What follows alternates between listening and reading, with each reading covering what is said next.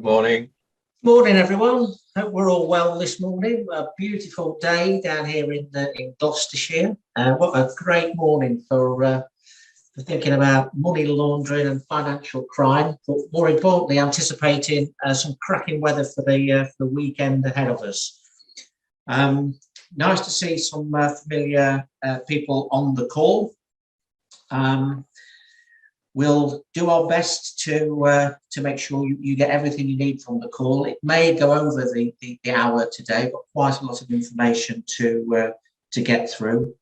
I'll do my very best as ever to make sure that it's as clear and as concise as possible for you. Was expecting a few more people on the call. We'll let them in as they arrive. And let's get underway then with our look today at anti-money laundering and financial crime, pertinent to the responsibilities of an SMF17 or the Money Laundering Reporting Officer. So let's go. By the end of the session, what will happen is you'll know and understand, for a lot of you in the call, probably a refresher on what the key responsibilities are for this SMF17 role. And along with that, in terms of compliance with the legislation around anti-money laundering, which has been broadened out to include terrorist financing legislation as well, as we'll see in the tick.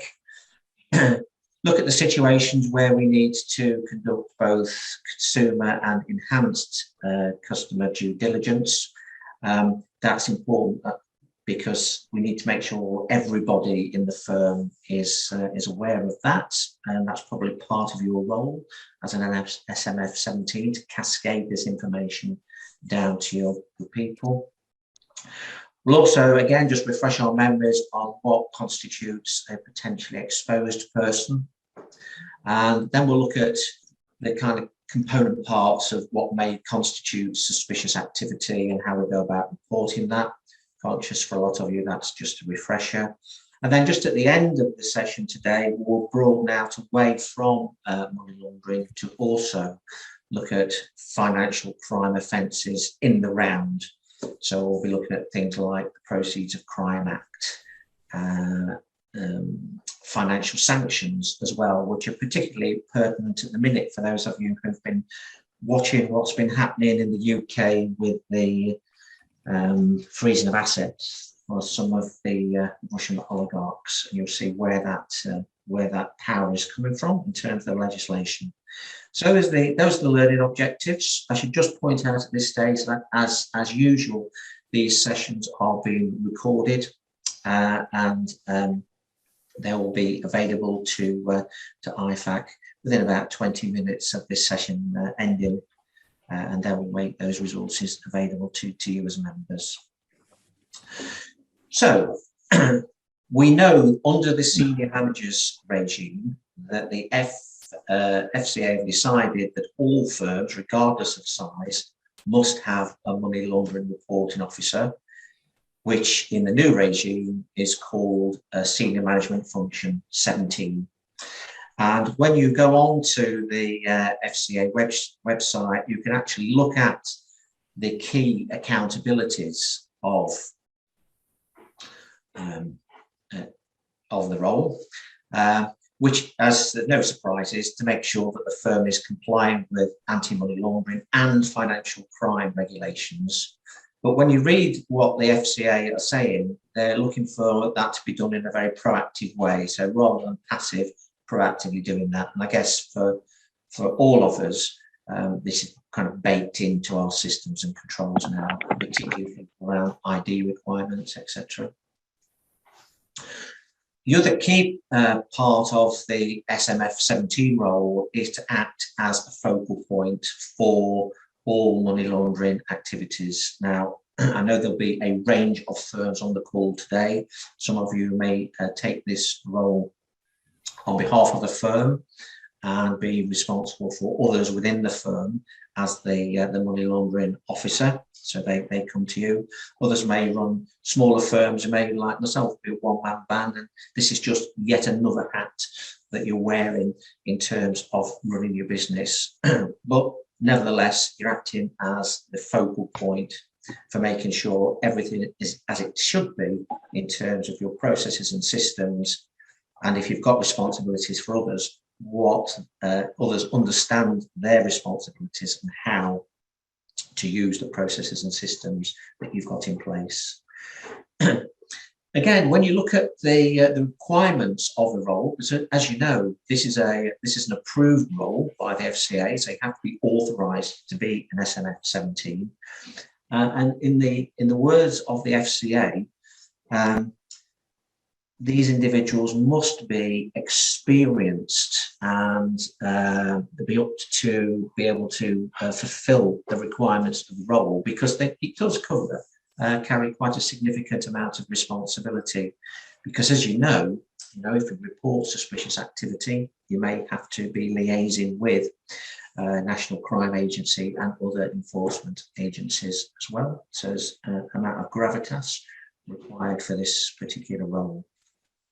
Again, just building on that, you can dip into the FCA handbook if you ever have 20 minutes to spare and at a loose end. And again, it just puts a little bit more meat on the bones for us. It clearly says that, you're on the hook as that approved person to ensure that the firm is complying with the controls that you've got in place for anti-money laundering. Importantly, that particularly if you're fulfilling this role within a business, that you have got sufficient authority and sufficient independence within the firm to access the resources you require in order to comply with your obligations and fulfill the role. And that you've got sufficient information, so you're included in the relevant MI suites and sitting on the right meetings to make sure you've got all the information you need to be able to fulfill your role and carry out your responsibilities.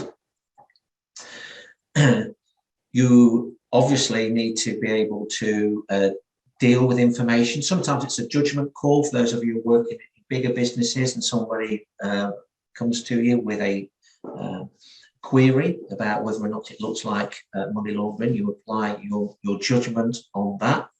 So you have to be able to deal with information and apply your judgment.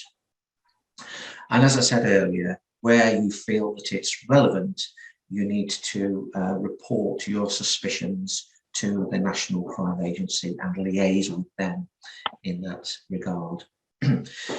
So as I said, this is an approved person's role as defined by the FCA. And for those of you who were on the call last week where we were looking at SMF16s, in very much the same way, because it's a senior management function role, you will need a statement of responsibilities for this role, which clearly sets out your responsibilities and accountabilities. It also talks to your duty of responsibility. So basically, again, as we said last week, for those of you on the call, one of the key objectives of the SMF regime for the FCA is to be able to reach through to hold somebody to account. So you are on the hook for all things anti-money laundering and financial crime in the eyes of the FCA. So you do have a duty of responsibility. That's why framing your statement of responsibilities and accountabilities is so important. And that should be a two-way street. So you should have that, and you should have some prescribed responsibilities specifically from the firm to you as a senior manager. Again, that will be purely dependent on the size and structure of your firm. For those of you on the call who work in firms that have got more infrastructure and resources, you probably find that is in your kind of contract of employment that's been amended. For those of you like myself who work in smaller businesses, This will be a simple declaration on something like an A4 of a few hundred words. If in doubt, speak to your usual contacts at IFAC, who I'm sure can help you with this. In terms of some thought starters, in terms of statement of responsibilities, I've looked at a few of the firms that I'm currently working with and looked at the statement of responsibilities for their SMF17s. As I say, very firm dependent, but as a starter for 10, unsurprisingly, own the anti-money laundering controls and systems, but also not just own them, but develop them, make sure that they are fit for purpose and continue to evolve, and make sure that they're adequately integrated into the internal policies and procedures of the business. It's also to provide leadership and guidance where relevant to, well, both management and also relevant staff if you're working in a business where you're fulfilling that role. In addition to that, as I said, so this is about, and this comes out loud and clear from the reading around the FCA, this proactivity piece, it crops up time and time again. So, when you're doing your audit of your AML financial crime responsibilities, look for the fact that you do proactively identify these situations and make sure that you are regularly reviewing your policies and procedures and making sure that everybody within the business is kind of familiar and knows what to do with anything that may pose a risk from a money laundering perspective. The other thing that you could have in there is about what you do day to day in terms of money laundering, how you would go about what your process and system is for filling out the relevant paperwork to inform the relevant agencies like the National Crime Agency and any other external authorities that you need to deal with. There's also about how you work probably in conjunction with the SMF17 from a compliance and business risk perspective, just to make sure that you're aligned and in tune with the regulatory requirements, that everything is, there's nothing that's causing any kind of friction between compliance and money laundering, and making sure that the internal processes and procedures are complementary to each other. And as I say, making sure that not only you're afraid with what suspicious transaction may look like, but everybody within the firm is, and what they need to do in terms of liaising with you in the first instance, and then how that is escalated to the relevant authorities. So I'm not saying that's a complete guide. I'm sure you've got your own statement of responsibilities because you're required to have them. I guess for me, it's just a kind of a sense check, just to make sure you've got all those included in there. But they should be personalised to your own particular business because they are. Hello? Hello? Oh. Okay, I'm just going to deal with something here. Hello?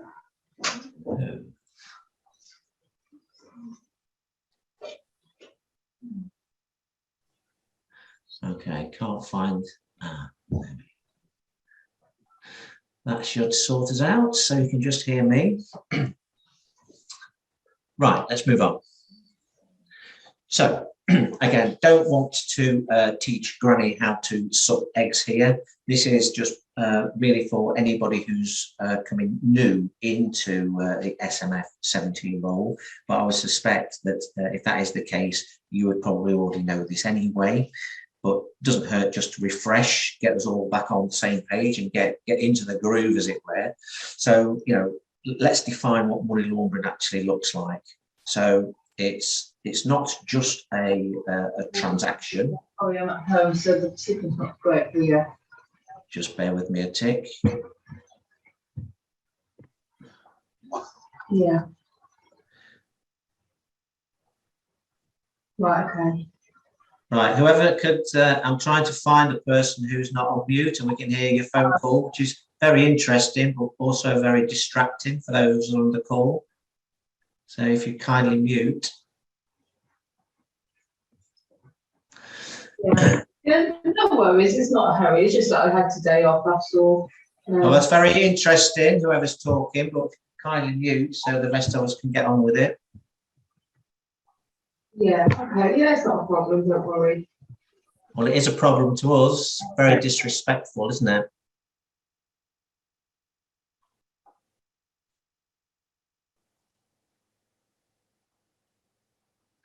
Okay. I think they have muted themselves. Apologies for that, everybody else. It was inconvenienced by that. So it is a, it occurs every time a transaction or relationship is formed. So transaction or relationship, which involves any form of crime and any form of property.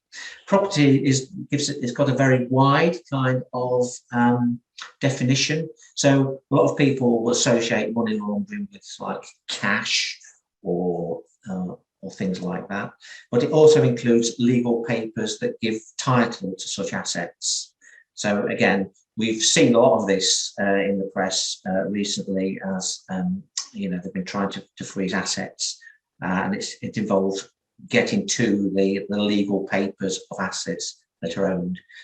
Typically property is owned, but it's owned legally through deeds. That would be an example of that. So it's not just cold hard cash.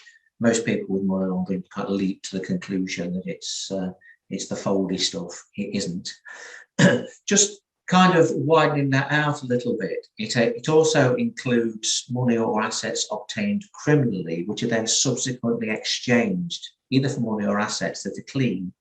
This is why we see in the press from time to time that the authorities seized property, motor vehicles, other assets that belong to individuals, where there wasn't an obvious link to criminal activity, but they were exchanged from the proceeds of assets obtained through criminal activity.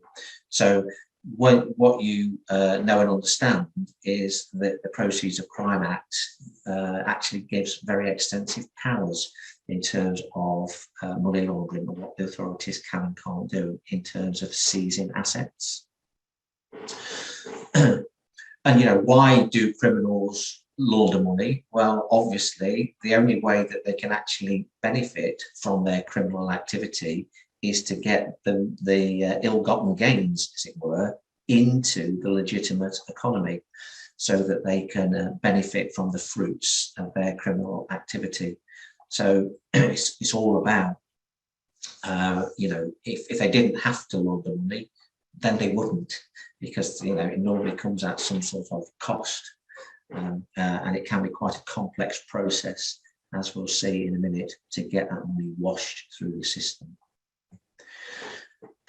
So I alluded to money laundering regulations a couple of times now.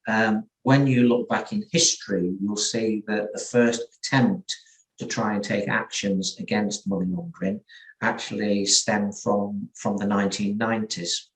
So we've lived with this regulation for quite a while now. But what has happened, there's been a whole kind of raft of legislation that followed on from the initial legislation, most pertinent of which is, it gets its third name check of the morning, the Proceeds of Crime Act 2002.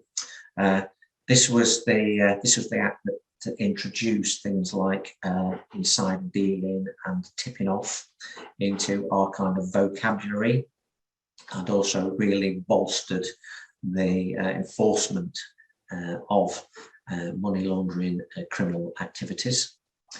Since then, money laundering, as I said in the intro, has really been extended out to include terrorist financing as well.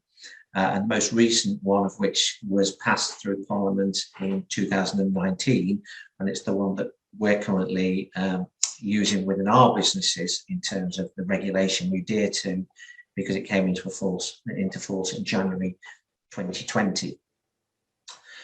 So in terms of money laundering authorities, well, you know, this is truly a global business. It's not just pertinent to the UK.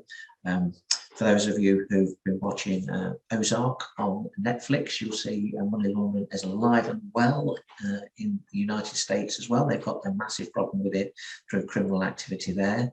And the whole series is actually following Marty, who's money laundering for a drug cartel over there. But money laundering, as we've seen again in the news, is rife and relevant across the globe, including all the major economies such as Russia, China, India, etc.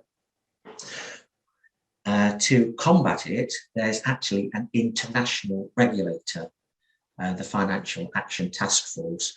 Again, I know you probably know that. That's just a refresher. It's we're introduced that for the very first time when we sit our R01 exam, and we're looking at things like the legislation applicable to financial services. So FAFT is the international regulator. In the UK, the FCA actually takes the lead in terms of regulating the financial services sector, but unusually in this regard, it shares responsibilities with HMRC to investigate offences, and enforcement is actually shared by the National Crime Agency and Serious Fraud Office. So if you suspect money laundering in the first instance, you actually contact the National Crime Agency and they take it on from there. So again, just to reiterate, for those of you who are going to be sitting in the SMF17 role, that's fantastic. But part of your remit, part of your responsibility is to make sure everyone within the firm actually understands their role and responsibilities within money laundering and financial crime. Everybody in financial services is required by law, is required by POCA to combat money laundering and the financing of terrorism. And that's enshrined into our day-to-day activities through the FCA's handbook in terms of our kind of code of conduct, etc. So when we look into the regulations and ask ourselves what we're required to do at firm level, it's not rocket science, it's all kinds of common sense stuff. Basically, the regulations say that we have to have the right systems and the right controls in place to mitigate the risk that we could be involved in, even albeit unwittingly, in furthering financial crime. So we should have documented processes in place. I know you will have within your firm, and that's something that probably you have audited by IFAC if you're buying into that service. And you should be able to evidence, if asked, that it's baked into your everyday business processes, and I'm sure it is. The other thing is that it does talk to the need for staff to have the appropriate training. So you're on this call today to ensure that you can evidence that. You may well be cascading the training down to people you're responsible for to evidence that as well as part of their ongoing kind of fit and proper requirements. It's also key that not only do we check ID and any other verification checks we need to do, but we maintain those records. And it's critical that those records are actually maintained beyond the relationship we have with the client. So if a client, for whatever reason, leaves our client bank and moves on, then there's still a legal requirement to maintain those records for 5 years after that relationship. Again, we can see it here in black and white in the handbook that, you know, all firms must have an SMF17, money laundering reporting officer in the old money, and I think that's probably what we still call it day to day in business. That's my experience, at least when I'm working with advisors.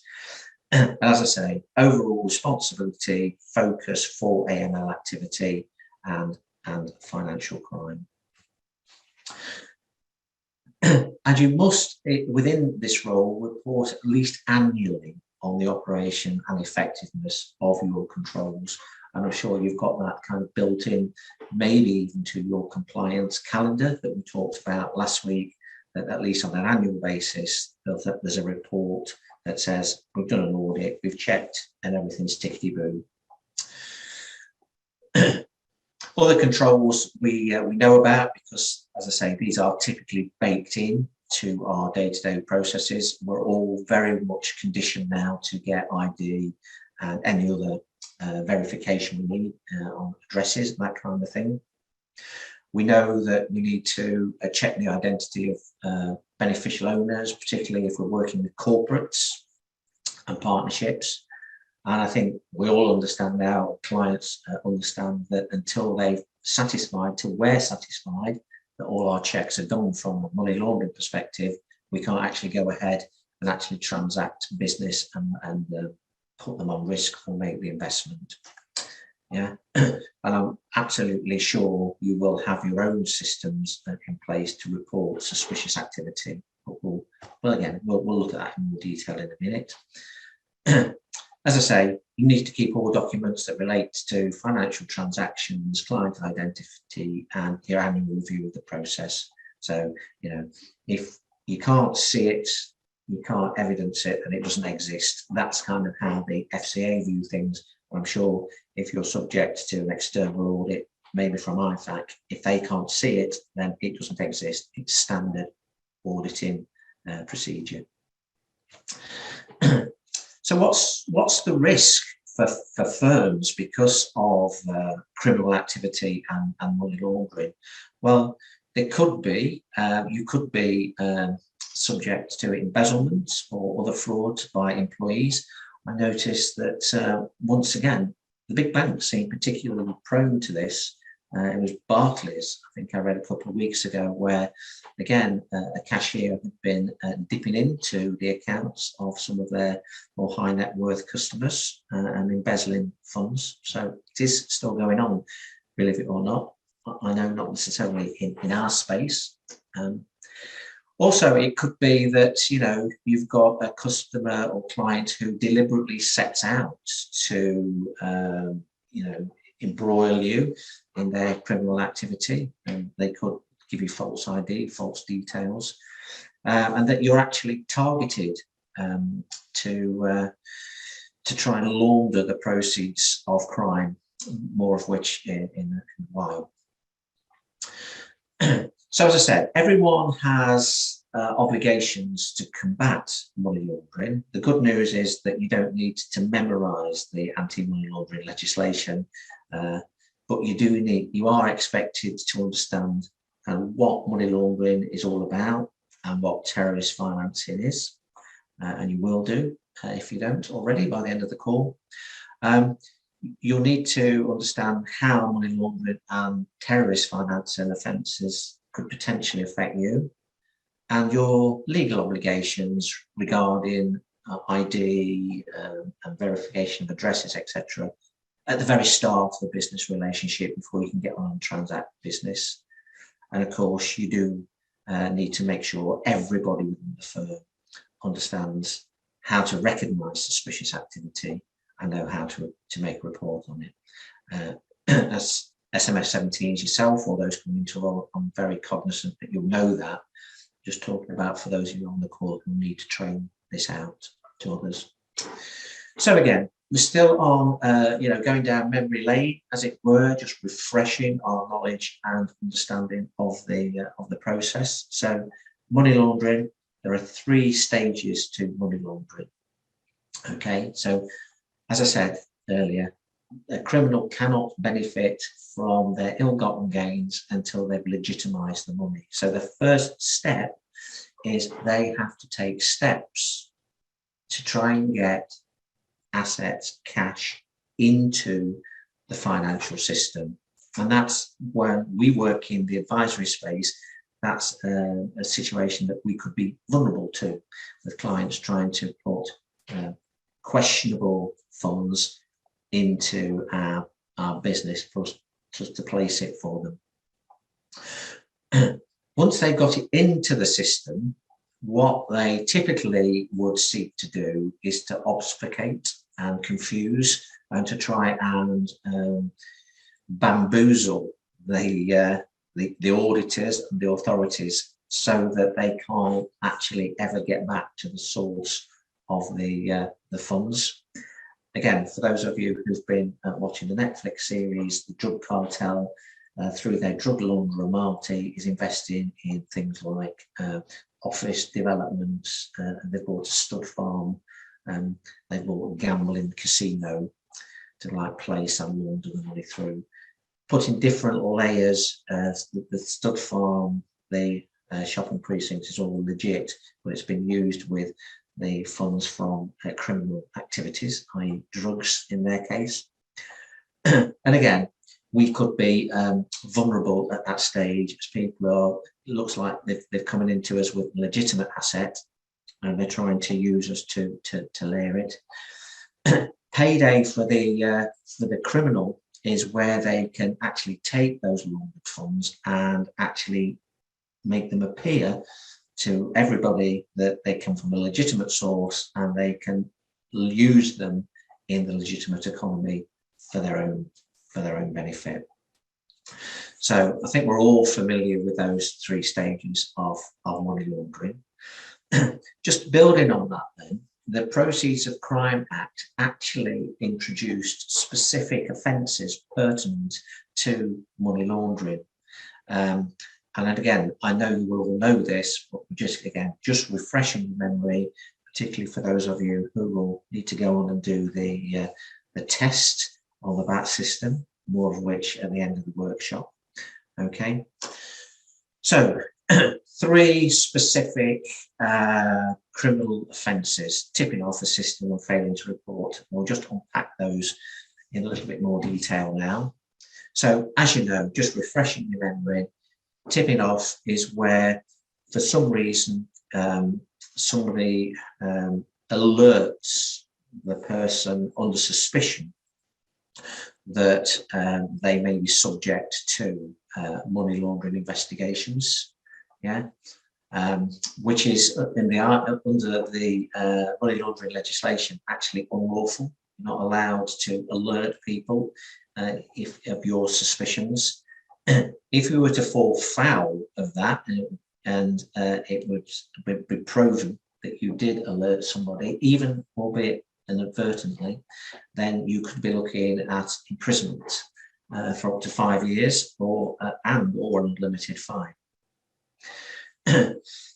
So in terms of practical examples that you might want to share with others that you're responsible for educating, it could be that you inform a client that you've been contacted by the police who are investigating if a money laundering offence has been committed.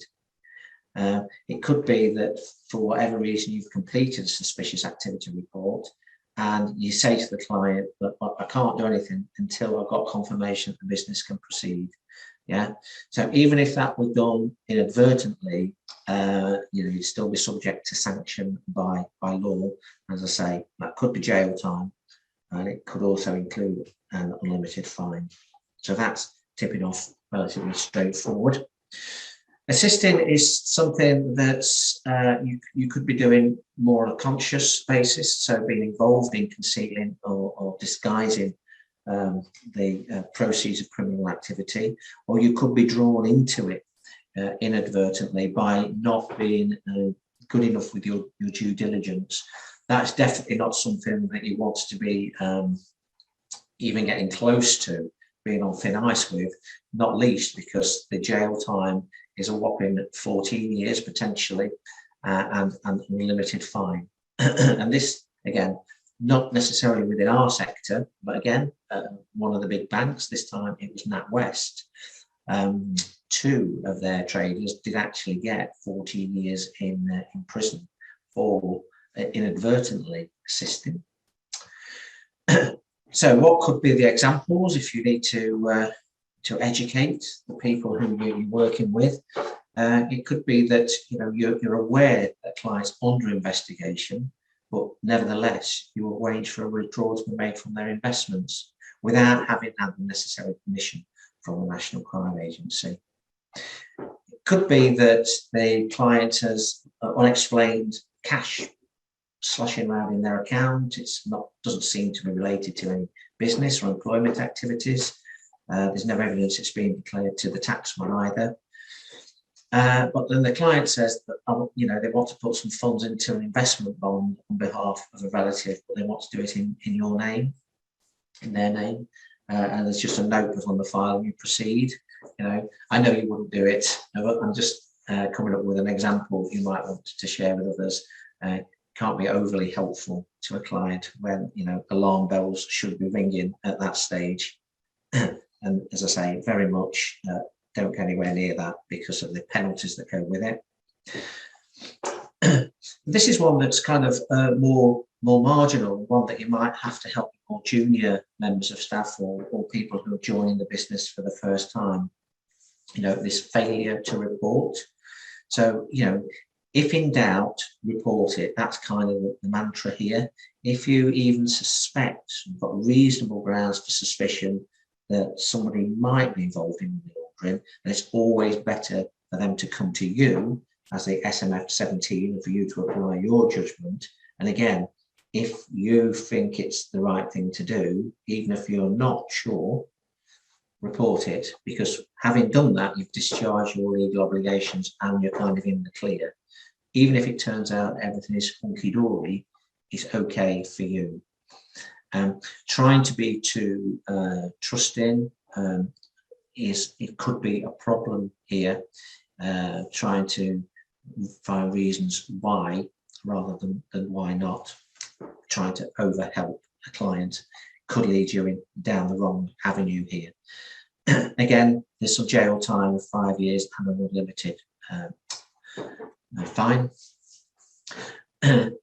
This also applies to things like tax evasion. So, we have a very privileged role in that we see lots of very important information and confidential information. We see bank statements come across our desk. Yeah, if you see there's income in there and you're suspicious that there might be some tax evasion going on, you do have to note the file. You do have to make a report. That is a criminal offence, and you'll be failing to report under the money laundering regulations. So all we've done so far is we've said we've just taken a gentle refresher and reminder in terms of what money laundering is, why criminals would want to money launder. We've looked at how they get it into the system, by placing it into the system in the first place, then trying to integrate it into the system before they can start to enjoy the proceeds of it. And then we've also looked at the specific responsibilities for your good selves as SMF17s, and the fact that you are an authorised individual by the FCA and you will be accountable for money laundering. And we've said that is very much firm specific in terms of what your key responsibilities and what your systems, procedures and processes look like. What we're about to do now is we're about to move on to customer due diligence. And again, this is an area that I'm very certain that you'll be more than familiar with. So in terms of customer due diligence, the first thing that we need to be cognizant of is we have to make an initial risk assessment. So remember, this is when we're typically first meeting a client. We'll determine, is it just a straightforward CDD or may it need some enhanced due diligence? So we need to take a variety of factors into account there in terms of our risk assessment. Who is it? Are they known to us? What their kind of employment or business situation is, residency status, all that kind of stuff. Are they a potentially exposed person, for example? Then we need to verify the client's ID. So I think we're all more than familiar with the verification requirements of identification and address. And then we have to get into the meat of it in terms of getting to know our client. We'll talk about this more in a moment, but this is about you and your kind of antennae, really, and exercising your judgment. 999 times out of 1,000, these things just go ahead swimmingly. There's no need to do anything different. You'll be able to apply your judgment and know better than anybody if something should give rise to suspicion. It's those things where the words and the music just don't add up, where clients are being maybe a little bit evasive, that kind of stuff, and things aren't just tying together. I guess the thing to remember about customer due diligence is that whilst there's a lot of activity focused quite rightly up front when we're starting new relationships with new clients, and the onus is very much on us at firm level to make sure that everything is satisfactory and is compliant with the relevant legislation. But it's not just at the start of the relationship. We have to be vigilant, and we have to monitor this on an ongoing basis to see, has the risk assessment changed? Is there anything under the know your client that is now giving rise to suspicion? So that's something that we all need to be cognizant of.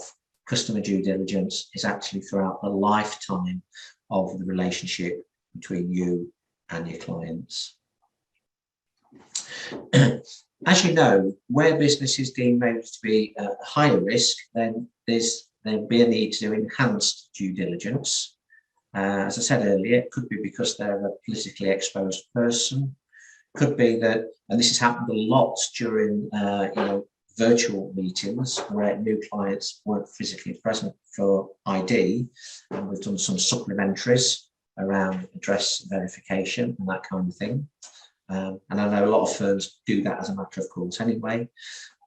Or just because your advisors feel that there might be some enhanced due diligence required, if in doubt, my recommendation would be to do it, to proactively do it, to demonstrate that you've done everything that a reasonable firm/individual would be expected to do.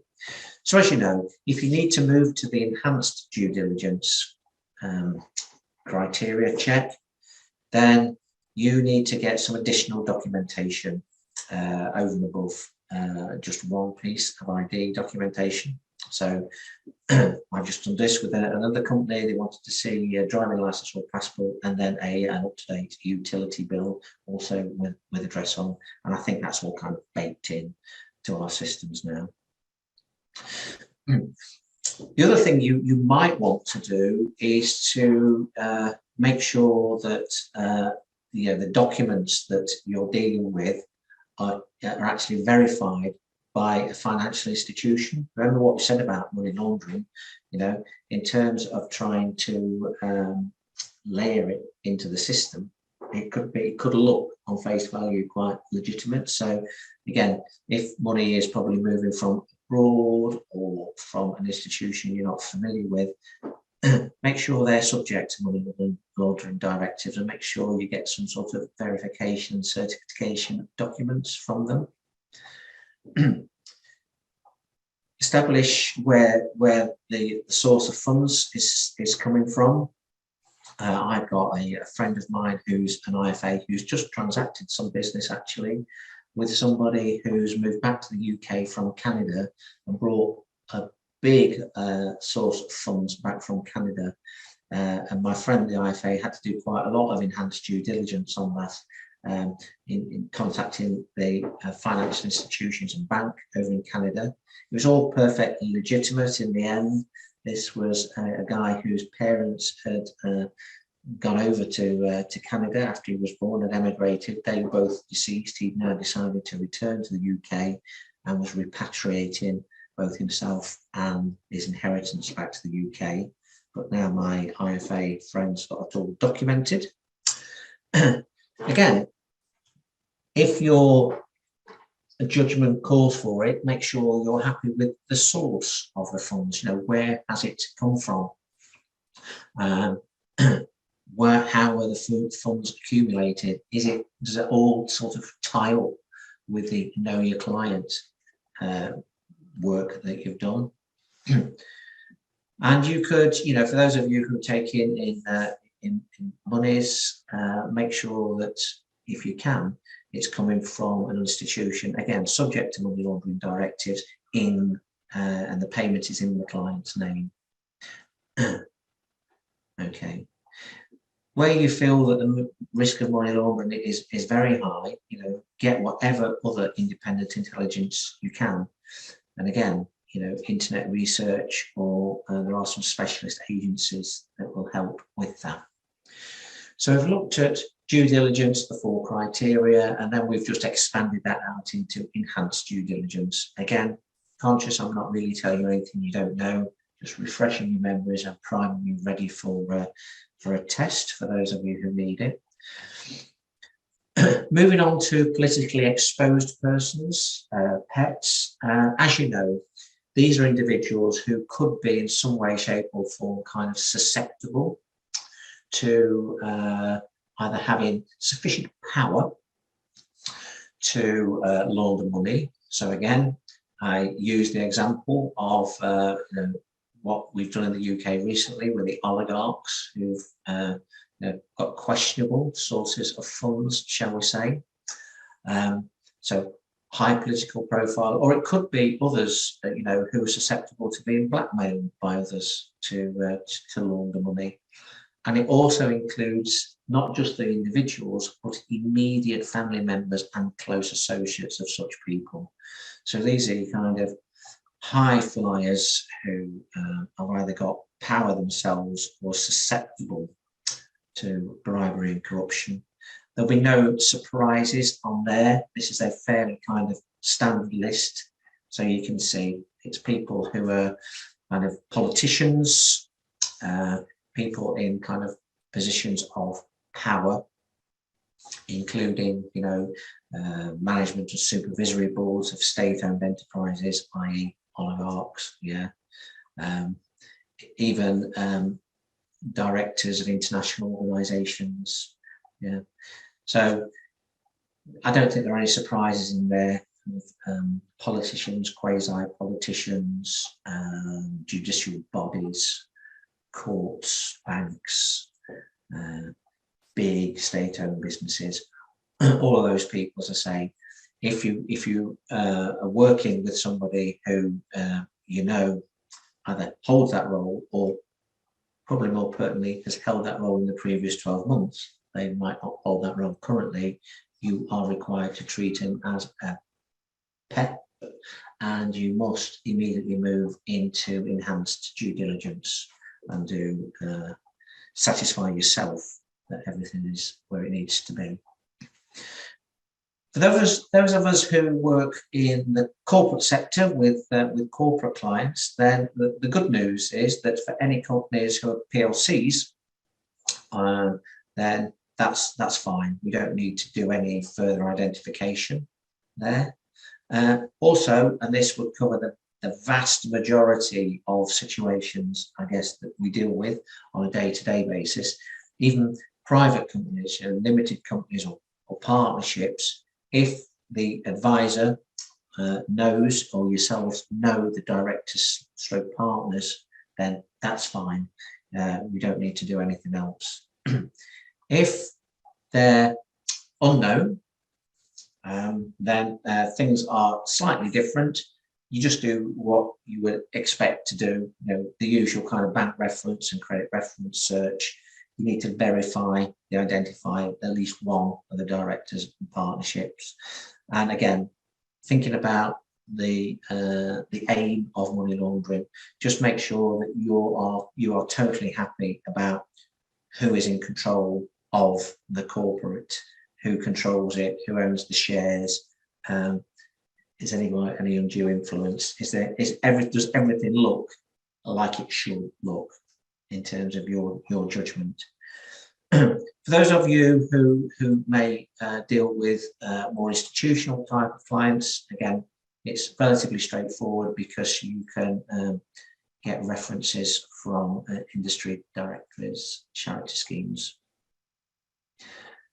Yeah, a company's house. I had a question from Terry there about a company's house search. Yeah, good point, Terry. You can always do a company's house search, but don't forget that will just another piece in the jigsaw. I wouldn't just take that as sole piece of evidence, because it's very easy to set up a company. I've got 3 companies and I don't really do much checking at company's house in terms of who I am, what I'm doing, although I'm a good guy, honestly.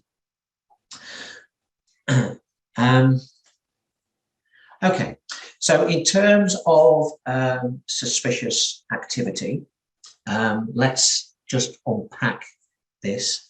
I know you all know this. Again, this is for the people on the call who may be doing some cascade training down to your people. So in terms of suspicious activity, I would suggest there are 4 categories that we need to think about, as they say on the slide. And what I'm going to do is I'm going to unpack them in just a little bit more detail now. So in terms of exercising your judgment, just be vigilant, because people can use fake IDs. It's unfortunately become more and more prevalent. It's got quite sophisticated, actually, as people go phishing and apply for things like credit cards and driving licenses and goodness knows what. And the ID looks totally legit, but it's not theirs. Yeah. It could be that, and I think in the advisory space, we do it all the time. We almost develop a 6th sense when we're working with clients. Again, clients can be quite sophisticated. So, if it doesn't feel right, if you feel that they're being secretive without any real reason to be, maybe they're a bit reticent to provide information, or they're giving you conflicting information when you're trying to just do your job, trying to do your fact find, or you're trying to process documentation for them. And if these points probably all linked together, it's just not a one-off. You get you build a picture of this kind of thing. Sometimes clients are genuinely in a hurry because they're in a hurry, but sometimes they're in a hurry because they just want to put pressure on you, and they think that, yeah, you'll just do it without them actually having to give you all the answers. And if it's outside something that you regard as your normal processes and procedure, then ask yourself, why would you want to do that? Why would you want to take that on? The good thing about our industry is, even with insistent clients, we don't need to do the business if we're not comfortable that we're doing it in a legitimate way. And again, as I say, building on the point about secrecy, if they start to contradict what they said earlier, or things just aren't tying together, they've said something at the fact find meeting, they've produced evidence that really you're thinking, no, that's not aligned, that's not what you said earlier. Another trigger, another clue could be they don't really seem concerned about fees or the charges that might be imposed by providers, even if they could get a better deal elsewhere. Okay, so that's kind of the people. I know you'll be sensitive to that. In terms of transactions, this is again where you might want to satisfy yourself about the trail of money, where it's moving between one and another. So do they want to make last minute changes that you've done a risk appetite with them, and you've done a fact find with their long-term objectives, they've said A, and now at the last minute you think, well, where's that coming from? Doesn't make sense. When they're in the market too much, they're in out, almost, I wouldn't say day traders, but you think, that's interesting behavior. So they're really taking account of market conditions. They're just buying and selling. They're coming at you with funds from different accounts. There's multiple accounts, which you find to be unusual. again, looking at their bank statements or mortgage account, you might see there's lots of in and outs, not typical with what you would see with the vast majority of your clients. And I'm not saying this automatically triggers, I'm just saying this is where you're moving down the enhanced due diligence route. And it's where you've got countries involved where you believe the client doesn't really have a connection. So I've given you the example about my friend who's the IFA with a Canada connection. Yeah, if that money had been coming from somewhere else, let's just pick say Brazil, no connection to UK or Canada, that would be raising all sorts of questions. And where a client has invested in whatever asset and then quickly wants to cash it in, even if, and this would be, I think, very suspicious, if the value of that investment had fallen. Now, it could be just because of their personal situation, circumstances, and emergency has arisen and they do need it. Again, it's all about satisfying yourself. And, don't forget, you are on the hook as the SMF17. You're going to make sure your advisors will keep you in the loop and this kind of stuff. So in terms, again, of suspicious activity, it may be that you come across, let's just call them arrangements, and it doesn't make any sense to you. You can't see any legitimate reason for the relationship. We've had examples of where criminals tried to contact advisors outside of the area that they actually live and work in. Now, ask yourself, I'm not saying you don't run a fantastic business in your particular locale, but there are literally thousands of IFAs scattered the whole length and breadth of the UK. So if you're based down on the south coast, why would somebody sitting up in Cumbria actually pick you out of the blue and want to do business with you? Could be that they're moving to the area, it could be legitimate. So this is just triggers and flags. Is there anything that's going on that looks suspicious because it's unusual compared to what you know about the client? Yeah. If you're dealing with somebody who's in business or in receipt of income from a trust fund, have you really done your due diligence and are you satisfied who's really in control of that? Again, this has been hot in the media lately about the purchasing of property and other assets through offshore entities. Yeah, does that kind of make sense? Why is that happening? And where somebody's, remember the concepts of money laundering, placement, and layering before we can integrate it. Do the arrangements seem quite complicated for the business that you're trying to transact? Do their financial situation and personal arrangements seem more complicated than you would expect? Are they trying to leave out information? Are they trying to bypass your standard systems and controls?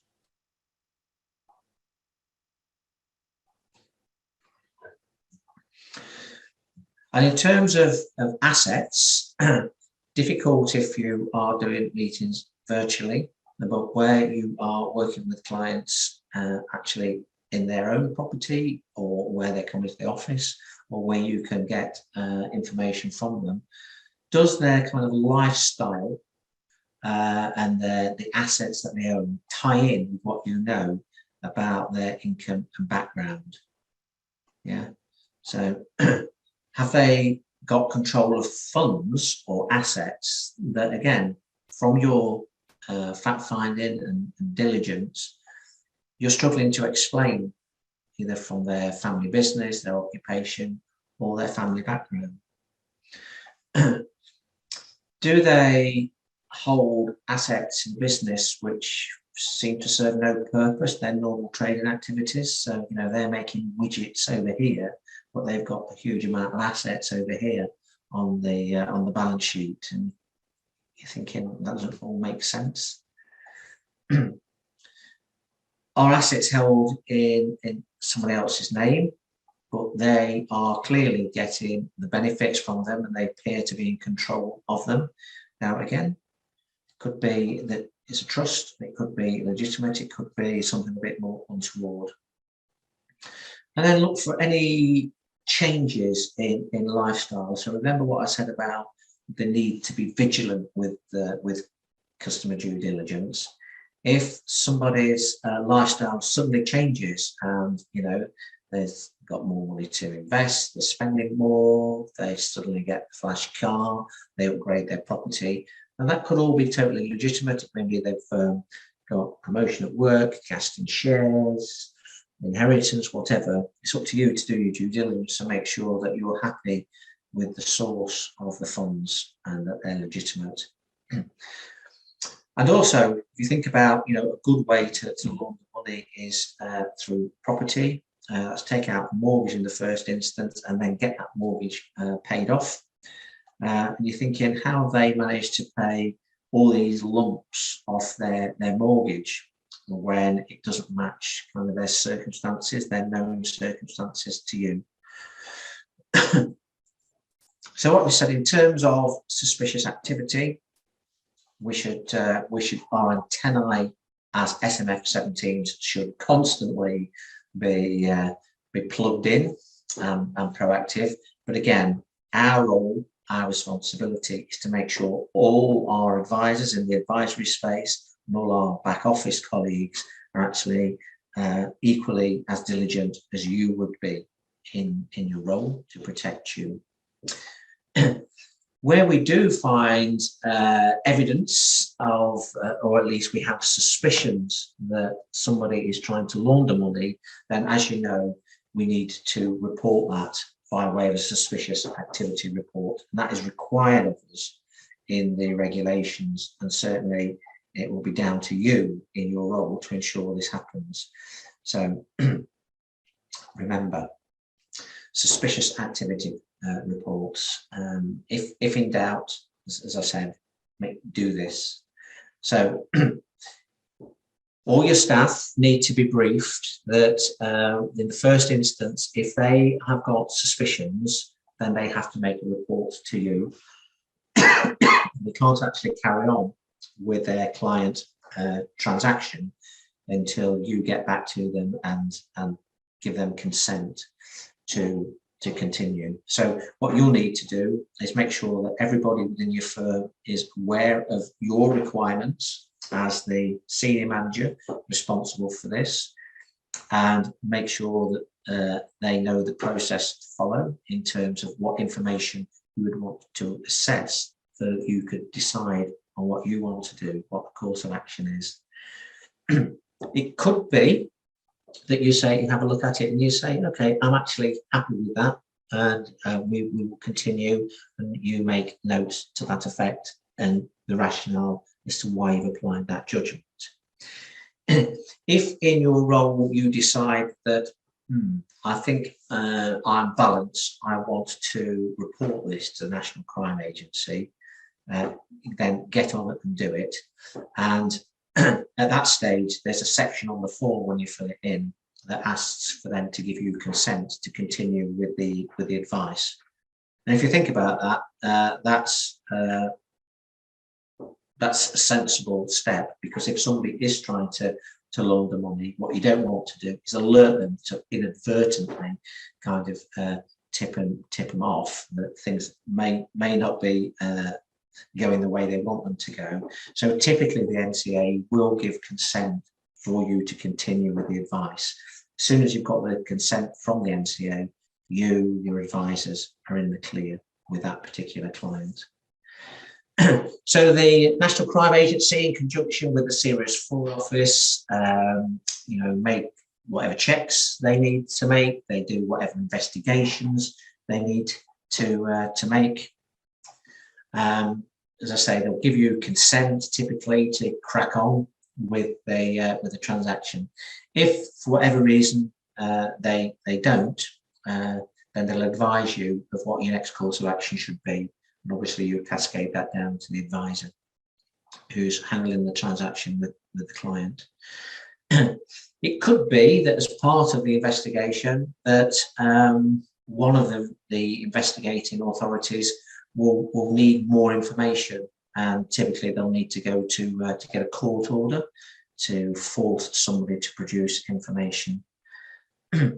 Now, the great thing about suspicious activity reporting from your perspective, from your advisors and back office perspective, is that if subsequently the NCA or Serious Fraud Office go on and make a prosecution through the court system, then that suspicion report isn't included in the evidence bundle.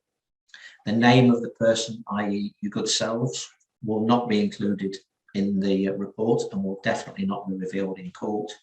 And you will also not be required to appear in court either. So you are absolutely watertight from that perspective. So as I say, if in doubt, there's no downside to reporting from your perspective. So at that stage, what we've done is we've taken a good old look at money laundering. I know for probably, if not everybody, but the vast majority of people on the call, that will be simply a refresher. But again, get you into a good headspace for any tests that you need to make. And there's just in the final part of the session, I'm going to turn my attention now, just broaden that out a little bit into the financial crime, which will include terrorist financing as well. So we talk about FSMA a lot, don't we? Financial Services and Marketing Act, FSMA 2000, the biggest single piece of legislation ever to be enacted through the English Parliament. That's probably why we talk about it a lot. But it actually defines financial crime for us, and it says there's any offence that's either done because it's fraudulent or you've done it dishonestly, misuse of information related to the financial market, i.e. inside dealing, trying to manipulate the liable rate. Remember those guys who got caught doing that, did some jail time. Handling the proceeds of crime, this is what we were just been talking about. And we talked about the kind of risks for firms, yeah. About being defrauded either by employees or clients. And FSMA also talks to terrorism. And for those of you who are on the GDPR and data protection, you remember we talked about FSMA in terms of the risk for having our data actually stolen or somebody accessing it. Okay.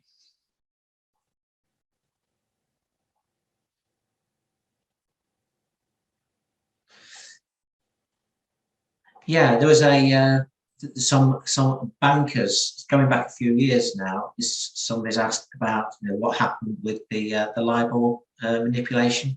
Some bankers a few years ago actually were caught exchanging emails between institutions trying to fix the interbank offered rate, the LIBOR rate, basically so they could make money off the transactions. They were actually caught, believe it or not, by a whistleblower, and they all did jail time as a result of it. So they went from £1,000 suits and all the toys that go with it to jail time. So in terms of identifying and avoiding the issues of financial crime, there are just some pieces of legislation just to make you aware of. The Criminal Justice Act talks about insider dealing and the punishments around tipping off. We've talked a lot about the Proceeds of Crime Act, which formally criminalised all forms of money laundering. But in addition to that, you've got things like the Fraud Act that actually define what fraud is and what the penalties need to be.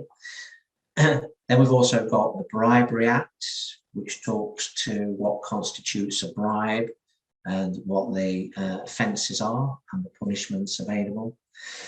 Then when we move into things like the Counter-Terrorism Act and the ability of the government and Treasury to restrict businesses and individuals if they feel that money is being used in any way for terrorism. And there's the data protection GDPR that we've covered by way of a separate workshop. You're not needed to kind of be able to regurgitate that. It's just for your information, because of the role you fulfill, to know there's a whole raft of legislation that impact our role as SMF17s that we need to really be cognizant of and make sure that, you know, because we're accountable, we're in a good position to make sure the business we transact is everything that we want it to be. I just want to focus for a little while on terrorist financing. You saw from one of the initial slides that this was kind of introduced and broadened out the money laundering regulations. So the latest act passed in 2019 that we are now subject to. So I think we all know what the objective of terrorism is, so we won't dwell too much on that. I guess our key concern is how we identify sources of terrorist financing. Now, it could be support that's coming from countries, organisations, or individuals. And again, why do we need to know this? Because it could be that, you know, an individual is trying to use our business to park funds and to hide the true source of where these funds have come from, so they look legitimate, and they can either use them themselves or they can again transmit them on. So again, where you have any suspicions, always check the origin of the funds, the source of the funds, and how they've been accumulated in terms of your enhanced due diligence. The other method that we're familiar with is, you know, to generate money for terrorist activities. There's all sorts of things that go on. Could be human or drug trafficking, could be just straightforward, you know, criminal activity, theft and fraud. And it can also come from legitimate sources, from personal donations. And there was a known kind of activity of donations from the USA to Ireland at the height of the Troubles there to support the provisional IRA. It was coming from personal donations, people in America, but it could also, businesses and charities could hide their true intent and pass money on. The thing is, though, that it usually has to be laundered. So as long as we've got our anti-money laundering processes and procedures in place, it should be possible for us to identify terrorist financing activities. And again, just for your information, I'm sure some of you already know this, it is actually possible to go on to the HM Treasury website, and they actually do publish a current list of terrorist suspects that you can have and check if you've got any kind of concerns. So in terms of financial sanctions, again, we've heard a lot about this in the press recently with the Russian oligarchs in particular. And what we've seen is the freezing of assets. So that's a key element in terms of financial sanctions. And, you know, and again, why do we need to know this? Well, it could be that that individual holds some assets with you. You might do DFM and you've got assets under management. Or it could be that you were used as the gateway into their placement of their assets. So asset freeze could be a prohibition order. So it's just saying that, you know, those funds are effectively frozen. Anything that belongs to this individual or individuals or institution now need to be controlled by a designated person. Or it could be a prohibition on making funds or resources available to them. Yeah, so it's just you know, it's a way of stopping people actually benefiting from the assets that they currently have whilst they're under investigation. So an asset freeze prevents anybody from dealing with the funds which are owned or held or controlled by that designated person. Because as you've seen, again, it's quite handy, isn't it, from an AML perspective?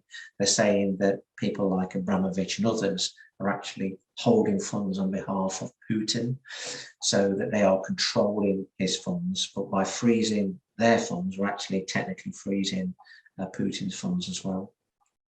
And that involved, anything in terms of being able to access or transfer funds. So, again, a big no-no. If requested, you can't transfer funds to somebody who's subject to financial sanctions. So how do they apply to you in your business? If you're subject to financial sanctions, you will know about it. Believe it or not, the Treasury does actually have, is responsible for sanctions, and actually have got an office for financial sanctions implementation as part of the Treasury.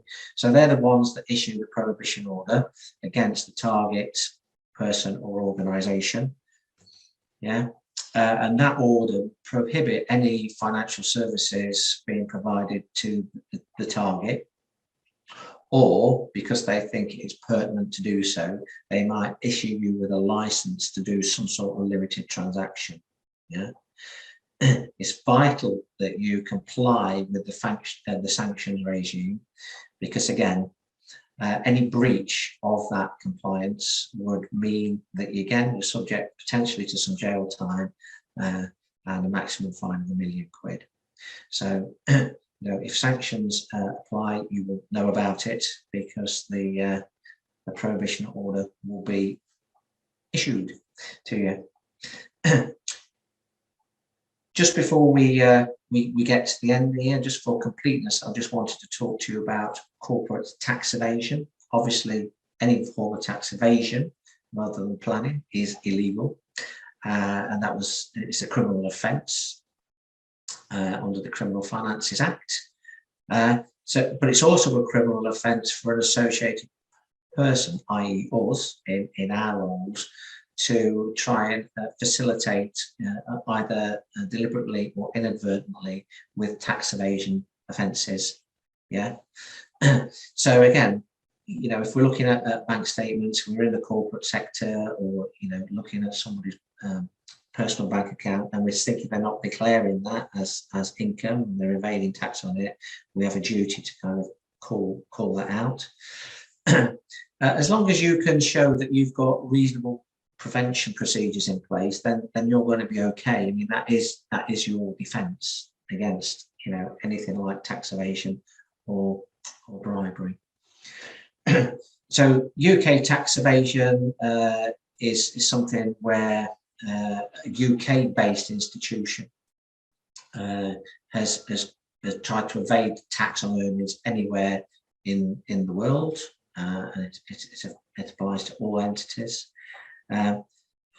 Where they're non-UK evasion offences, then any enforcement activity is only limited to where the offence occurred in the UK. So we don't need to worry too much about that. Again, in terms of bribery, sure, this is not an area that overly would concern us, because we know it's a big no-no.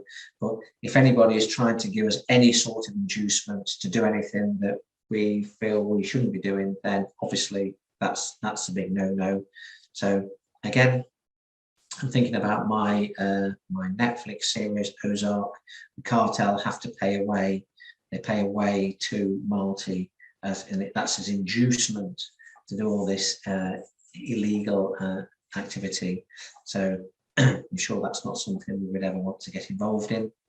But if anybody offers you a bribe or promises you a bribe, or you become aware that they're trying to bribe anybody else, public official or anybody else, or you know of anybody who you suspect may have received the bribe, then this is your duty as SMF17 to report that to the relevant authorities. And again, just make your advisors and all the staff aware of that. I'm not talking about a satisfied client bringing a bottle of wine, scotch or chocolates to the office. This is about trying to give you an inducement to do something that shouldn't happen. Should also, again, try and avoid any conflicts of interest. So again, I think this is probably now ingrained into us that we shouldn't be doing anything that in any way would prejudice our relationship with clients. So we shouldn't be placing business somewhere that that we could benefit from in a way that isn't fully disclosed to a client. You know, so an example of that, you're getting a client into a product just because you can get higher fees as a result of that. Shouldn't ever really seek to be in a position of control for your own clients. Obviously, that's a conflict of interest.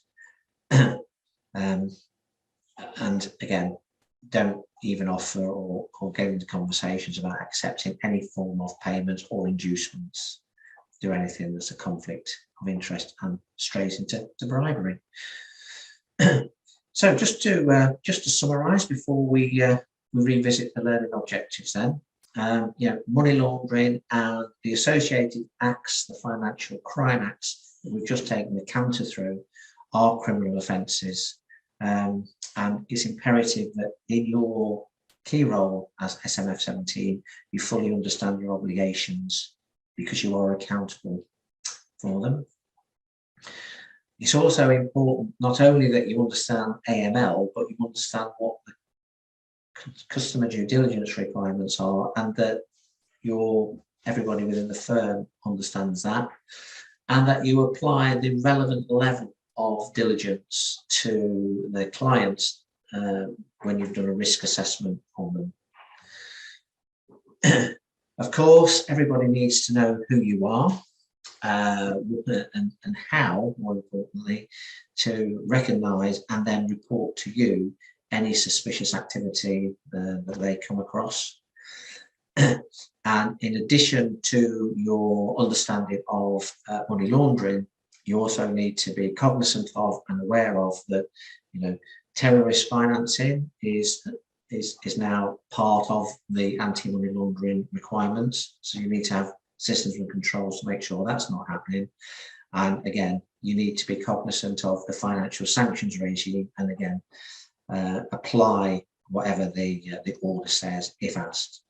That will be once in a probably career, I would imagine. In terms of the learning objectives, then we've been going just over an hour and 20, so well done in terms of your stamina. We said that by the end of the session you would have a refresher on the responsibilities required of yourselves in the SMF17 role, and how you comply not only with anti-money laundering but terrorist financing legislation. We said we'd recognise and revisit the need to do both due diligence and enhanced due diligence, refresh our memories on who potentially exposed person is, and then we took a look at suspicious activity and how to report it using the suspicious activity report. And then in the final part of today's session, we just broadened the whole piece out and said, right, just in your roles in particular, it's good that you have a wider understanding of the whole landscape of financial crime offences, and just build that into your thought processes in terms of how you're going to mitigate risks. For those of you who are in role, or for those of you who are moving into role, or maybe just for fun, because that's what you want to do, there is an exam in the usual place on the back system. So for those of you who've been on courses with me for the last month or so, you'll know now very well where to find these. So go into BAT in the normal way. In the T&C section, you'll find your financial exams, and there's some multi-choice tests there on anti-money laundering. There won't be any questions on those exams that the content at least we haven't covered this morning. I'm very confident of that. Finally, I know that a lot of you on the call like to get a training certificate to evidence your continuing professional development. So in the normal way, if you'd like to drop a line to my email address there, I will make sure that comes back to you today. So I'll just give you a moment therefore to either take a screenshot, take a photograph of that, or jot that down as applicable. So as I said, this one was always going to be a meaty one. I think we advertised it as being a 90-minute run. It looks like we've got 5 minutes to spare on that, which can't be bad. As I said at the start, have a brilliant rest of the day. Try and enjoy the weather over the weekend.